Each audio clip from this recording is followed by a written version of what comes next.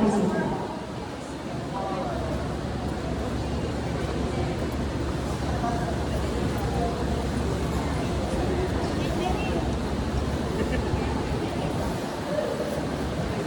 We would like to acknowledge the presence of our City Vice Mayor, Honorable Attorney Hermenegildo J. Trinidad Jr., together with our City Councilors, Honorable Glenn D. Gonzalez, and Honorable Angel Burgos.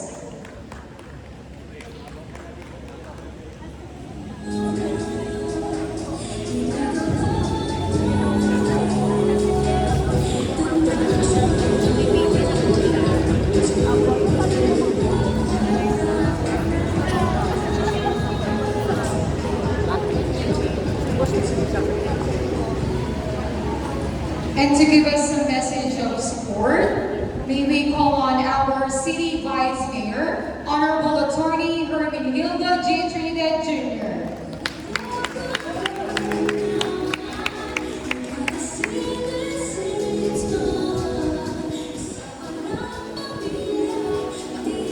Maraming salamat. Una po, magandang tanghalian sa ating lahat. Ako po ay babati muna sa ating mga kasama. Muna, siyempre, yung CSWD, who is in charge of our activity, headed by Ms. Nicky Javier, at kasama naman natin ngayon ang kanilang mga very able staff sa opisina. Ating pong si Maring Virgin, ang siyang in charge of the office. Of course, our learning service provider for the whole day activity, ano po ma'am? Resurrection Deresa, Alavarso Cyber Safe School Project Officer. I understand that she is from Taal, Batangas. Sa akin po kasama sa Sanggunian, si Consel Angel Burgos, kasama natin, palangkapat po natin. Si Consel Glenn Gonzalez, ay kasama rin po natin. Sa inyo pong lahat, especially sa ating mga kabataan, who is the very subject of the activity this morning, ang ating po mga barangay officials from ay may lahat elected. Sino hindi elected? Bouncing members. At syempre sa ating lahat, magandang umaga. Actually, ako po ay natutuwa dahil we have this summit for the protection of our children. Bakit mayroong summit for the protection of our children? When in fact, kung titignan po natin, there are a lot of laws.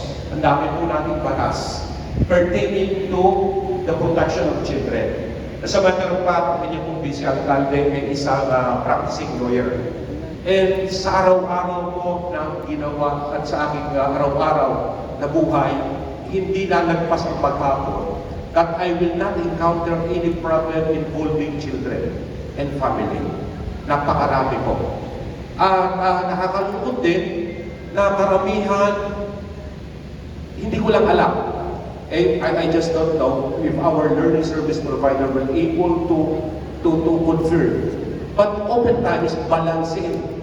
Mayroong karaniwan ang biktima ay bata. But on the other side of the coin, kung titignan natin, in the accusation na nangyayari, parang lumalabas naman, ang aggressor naman ay ang bata. May ganyan. Especially sa kaso mo, sa aming practice, when the case had been filed, and the victim, yung pong biktima ay bata, that is not subject of any affidavit of desistance. Ano po yung ibig sabihin? Lahat po ng kaso kasi, pag pinasok sa korte, if the complainant will later on think that the complaint is not appropriate, pwede niyang withdrawin.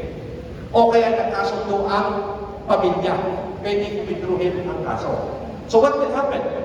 Kung na-withdraw ang kaso, definitely, papasukan na yung complaint. Wala na ang kaso.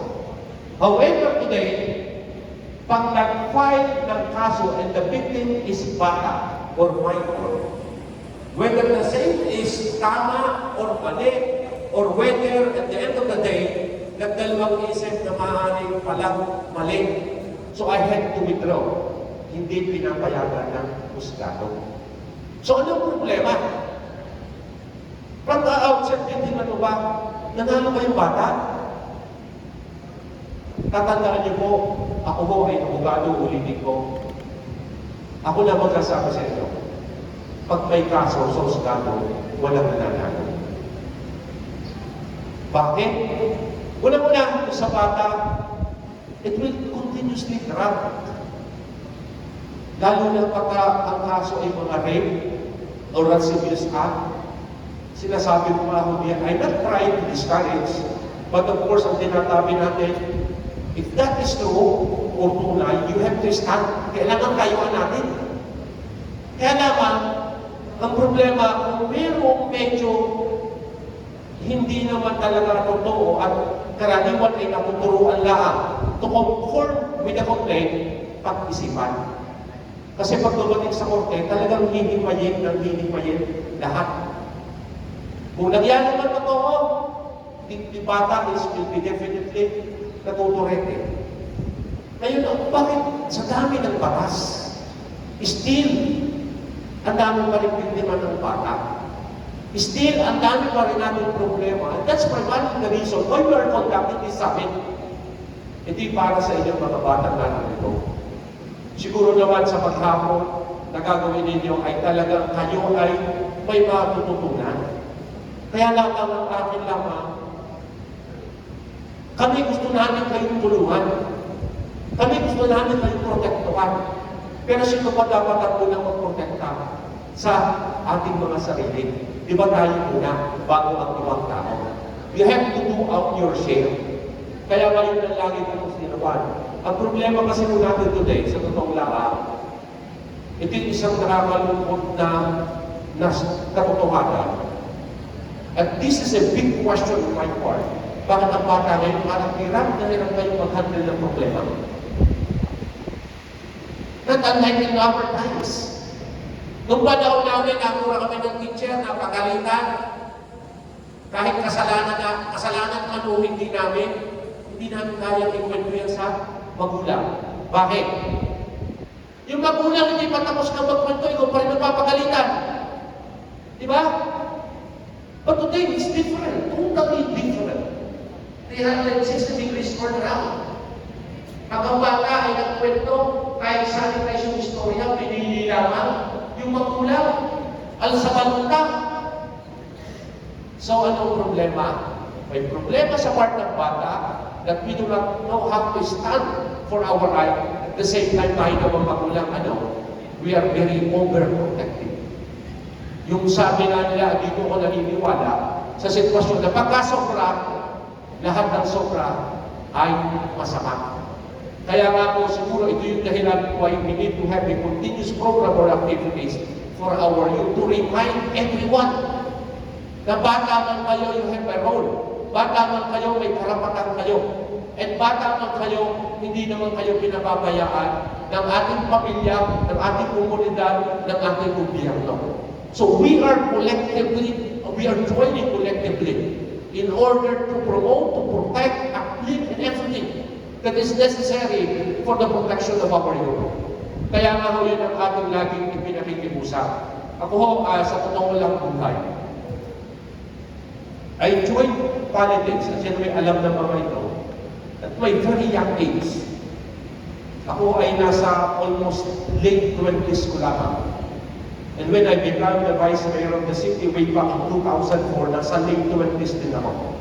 Iba yung buhay ko noon, iba yung buhay ko ngayon. During the time, dahil bata ako, agresibo ako, I want to accomplish so many things at my young age. Gusto ko ganitong edad, ako'y abogado, gusto ko ganito. Pero nung nagkapamilya ako, na iba yung direction ko.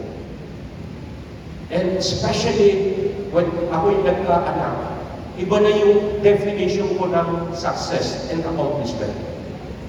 When I was young, ang definition ko ng success is what I had accomplished. Ano yung nagawa ko? Pero nung ako'y pagkaanak ko, my gauge of success is different. Ano yung gauge ko ngayon? My gauge of success today is what my children had accomplished. Kung ano yung naging accomplishment ng anak ko, yun ang pinapalagay ko na accomplishment ko sa buhay. Dahil yun po ang aking nakikita. So bottom line is, kayo nyo may narito, yung housing. Talaga kung ang esensya, everything must boil down to family. Pamilya. Kaya nga ako kayong mga bata, kayong kabataan sa kayo po, ang inyong obligasyon lamang sa kasalukuyan ay pumasok at mag-aral. So yun lang Hindi na kayo katulad namin Doon kami, ang problema namin, pag-isip ng umaga, paano kami pupunta sa eskwelahan? May bakon baga kami, may isusuong baga kami. Kayo today, lahat na nasa inyo. Kaya lamang, the biggest challenge today is yung modern technology, the gadgets. Kaya nga, sabi nga natin, yung mga ganung bagay, that will be very important basta pagagamit ng tama. So, yun ang aking hapon sa ating mga kabataan. Sa ngayon, you do share in the community. Ang inyong share, ang pinakamahalaga, lamang, gawin nyo kung ano yung inyong dapat gawin. Yung makatapos ng pag-aaral, yan ang pinakamalaki yung contribution sa inyong pamilya, yan din ang pinakamalaki yung contribution sa ating komunidad. And later on, ako mo, without doubt, naniniwala ako, isa sa inyo, o maaaring ilan sa inyo, will be the one standing sa harap at papalit sa aming katawuran. Ako, sa totoo lang, kung itatanong nyo sa akin, gusto ko bang tumagal sa politika? Akin po, ako kaya ko sabihin sa inyo, hindi po. Ang gusto ko lang is to make the contribution that I will be best remembered by the people of the city of Tanawan. And then later on, ay na mas bata-bata sa akin ang siyang manungkulan para magkaroon ng magandang kinabukasan ang Tanawan. We have to give everyone the opportunity for this community. Kaya yun po ang pinakamahalaga. Sa atin namang Bausi, alam ko napakalaki ng inyong responsibilidad when it comes to Bausi. As a matter of fact, the big question mark is, ano ba talaga yung papel ninyo? Di ba? When it comes to problems sa barangay, ano ba talaga yung problema ninyo? Other question is, when a complaint had been lodged at pinadala sa Bausi, does it require the pre-hearing procedure required in the observance sa barangay? Kangaliwa, isa pang tanong, pag pa may nagreklamo sa inyo, kailangan nyo pa bang alamin ang totoo o tulungan na kagad yung nagreklamo? Diba? Ang problema dito, yung nagre-reklamo, parehas na ninirahan sa barangay ninyo. So you have to make the biggest decision na kung saan yung tama. Diba? Kaya nga, in either sides, lagi may nagagalit sa inyo. Lagi may nagagalit sa inyo. Pero palisiya natin, kung nakakatanda niyo, kahit yung palisiya sa panungulan, basta may tama, magalit na natin. Wala akong pakialam sa inyo. Dahil ang tatayuan ko lang ay yung tama para sa bayan ko. Hindi ko yung pwede na ay ako'y kaya nagpagsin at magpupulsyon ng barangay sa susunod. Wala ko. Sa buhay natin, you have to be firm in every decision na gagawin natin, and the only consideration for every decision is what is best for the greater majority ng tao. We need not to please everyone. Kasi imposible yun. Sa pamilya nga, iisang nanay, iisang tatay. Pero pag lumabas ang anak, iba-iba ang asal. Di ba? Yung pang hindi magkakapag-anak, ang pinakamangat na laging tatandaan sa panunungkulan, stand kung ano yung tama, magalit man, o kayo ay kagalitan man ng inyong kaparanay. Dahil yun ang kailangan natin. We need to do the will. Hindi natin kailangan i-please lahat ng tao. In the first place, why I'm going to please you kung ikaw yung mali? Ba't kita i-please? Parang sala. Kailangan tulungan kung sino yung dapat tulungan. At hindi ang tutulungan ay yung nakaragapyato pa. Baliktad yun. Walang tinulungan na nakaragapyato. That's why may batas eh. For those who have been disadvantaged, o yun lang hindi na nagkaroon ng pagkakataon, yun lang batas yung last recourse eh. Kaya lang, bago tayo dumating doon, kayong lahat na pausin are very instrumental in channeling the proper recourse or the proper remedy o yung maaaring makuha ng ating mga kababayan.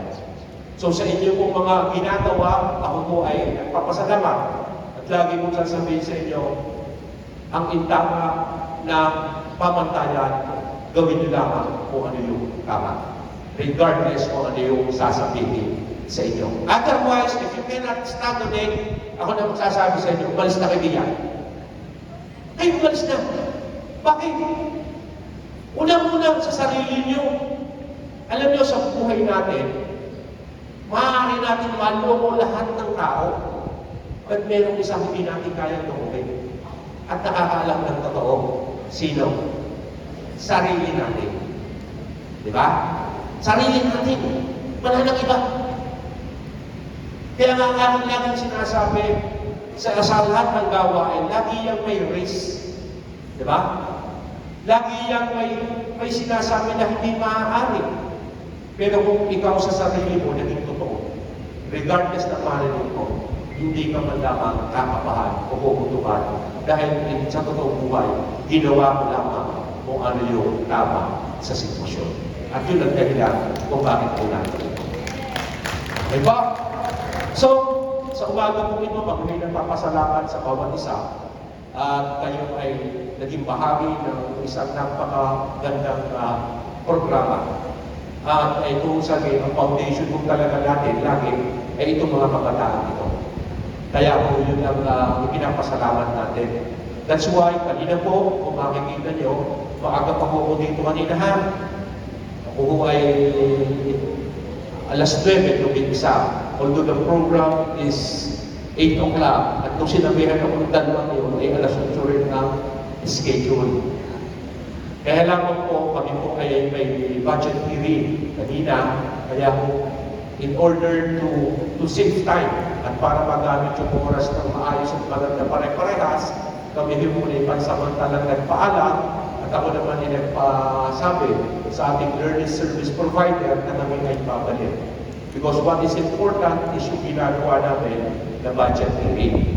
So as that by way of our support to the activity, ito po'y lagi namin ginagawa. I've been in public service for almost 20 years. At ako po ay naging isang beses o isang terminong konsihal at naging vice mayor then way back in 2004. And then naging administrator ng syudad until such time na ako'y nabigyan muli ng pagkakataon ako po bilang vice mayor. In our debates, talaga kung priority namin ay yung programa ng ating lokal na pamahalaan. And we are always supporting all the activities that had been designed of any administration para sa kagandahan ng ating mga mamamayan. Ang amin lamang pong pamantayan lagi ay kung ano yung mabubuti sa higit na nakakarami ng mga mamamayan sa Luzon at Tanawan. That's why, yung ating pong budget, pinag-aaralan namin ng maayos, kaya kami pumalis kanina upang sa ganoon ay makita na maiayos ang paglagay ito at mabigyan ng pagkakataon at oportunidad ng bawat isa. At doon naman sa ating karanasan, lalo sa pagbabudget na yan, never I recall any incident na hindi namin binigyan ng pagpapahalaga, binigyan namin lang ng buhay ang budget ng isang administration. Hindi namin tinitingnan kung sino ang nakapos sa administrasyon dahil sa aming panunungkulan, ang aming tinitingnan ay ang mamamayan ng Luzon at Tanawan. Sabi po nga natin, ako po ay prinsipyo ko, when my loyalty to my party ends, when my loyalty to my people begins. Hindi po kailangan kung ano bang partido, politika, pag ikaw'y nasa gobyerno na, dahil ang kabigado mo ay ang mamamayan na pinag-refer mo sa Luzon at Tanawan. So yun po ang akin at umasa po kayo na bilang inyong vice alcalde, kami po, lalo higit ang ating mga very able employees ng city. Kami may nagpapasalamat sa mga yan dahil kami naman po lamang lagi ay kabahagi. Pero sila yung nasa front line ng pag-iisip ng mga programa. When we done for them, definitely hindi tatakbo ng maayos at maganda yung ating programa. That's why to our employees, maraming salamat for giving so much dedication for the city of Tanawan. So sa inyong lahat, yun lamang po ang ating mensahe at aking ulitin, our support is always definitely for the youth of the city. Dahil maaari mo sasabihin ng mga kabataan, ito yung araw-araw na rin narinig natin, pero sa totoong buhay, yun at yun pa rin, ang kabataan pa rin, ang bukas ng ating bayan. Kayo mga kabataan pa rin, ang bukas ng katawan. Para po kasi araw yan, kahit po kami ngayon sikat, init na init, mamayang hapon, lulubog din kami. At meron din panibago na sisikat at siya ang mauuna para sa lungsod ng katawan. Kaya kayo, ulitin ko, ano ba yung inyong papel? Lagi niyong tatandaan. So far, kayo, ang papel niyo lamang, pag-igihin ang inyong mga sarili, pag-igihin ang inyong mga pag-aaral, direksyonan yung inyong buhay. Kung ano magsasabi, ikaw, umaaring ikaw, kayo narito sa harapan at nagsasabi. Sana lamang sa inyong pagharap, lagi niyong tatandaan, ang higit na kailangan natin, ang pinaglilingkuran lagi natin, sa anumang ginagawa natin ay ang ating mga mamamayan. At sabi ko nga po, siguro ko talagang yun ang dapat maging pamantayan ng bawat isa. Na kailangan natin ay tulungan. Pero ang gobyerno po, katulad ng ginagawa nila, napakahirap ng ginagawa kung walang pakikipagtulungan ng mamamayan. Di ba gaho? Katulad doon sa Limbawa, bago ko makalimutan, may nagre-reklamo na nakakambyado, alam mo na sa barangay nangyari lang kanina di nangyari, wala pang 5 minuto, abot na yun sa dulo. Nasa dulo na. Pero ang problema, kung yung naman sinasabi na nakakambyado, hindi tumatayo sa kanyang paa para proteksyonan ng kanyang mismong sarili, anong gagawin ninyo? Di ba wala kayong magagawa. Kaya dapat tulungan. Kung gusto mo maging isang mabuting mamamayan, makipagtulungan sa ating pamayanan. At siguro naman, ang isang pinakamalaki at pinakamaganda nating kontribusyon ay maging isang mabuting mamamayan. That is so much already. Pagiging maayos, at itong mga batang ito na narito, maging maayos, walang problema ang ating pamahalaan. So with that, we can focus on some equally important matters na kailangan natin. So sa inyong lahat po, maraming salamat at muli po tatandaan ninyo, kaya tayo nagtatrabaho, hindi lamang para sa sarili natin, pero sa higit nakakaraming mamamayan ng lungsod ng Tanawan. At sa isang tagumpay,